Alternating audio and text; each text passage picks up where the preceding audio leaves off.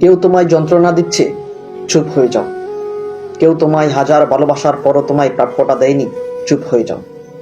কিছু মানুষ অকারণে তোমায় অপমান করছে, চুপ হয়ে যাও। কেউ তোমায় নিয়ে তুমুল মিথ্যা দোষারোপ আর তোমায় ক্রিটিসাইজ করছে, চুপ হয়ে যাও। এমন নীরব হয়ে যাও যে সেই মানুষগুলো যেন আর কখনোই তোমার শব্দ না শোনে।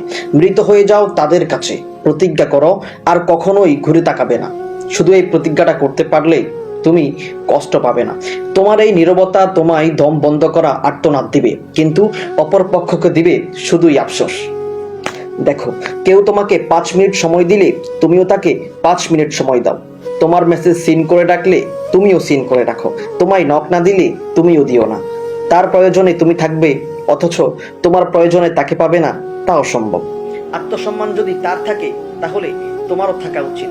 দিনের পর দিন তুমি নির্লজ্জের মতো তাকে পাত্তা দেবে, অথচ তুমি মরে গেলেও সে তোমার খবর রাখে না। এরা তোমার প্রতিবেশী হোক বা প্রিয়জন হোক, এ মানুষগুলো থেকে নিজেকে হাজার মাইল দূরে রাখো। কারণ কারণ তুমি তাদের প্রিয়জন না, তুমি তাদের প্রয়োজন। তাই নিজেকে ভালোবাসো, নিজের একটা সেফ জোন তৈরি করো। কেউ তোমায় হাজার ইগনোর করুক, তাতে কিছুই যায় আসে না। কারণ কারণ ওই যে একটা লাইন আছে জানোই তো, যদি তোর ডাক শুনে কেউ না আসে তবে একলা চলতে হয়। ভালো থেকো।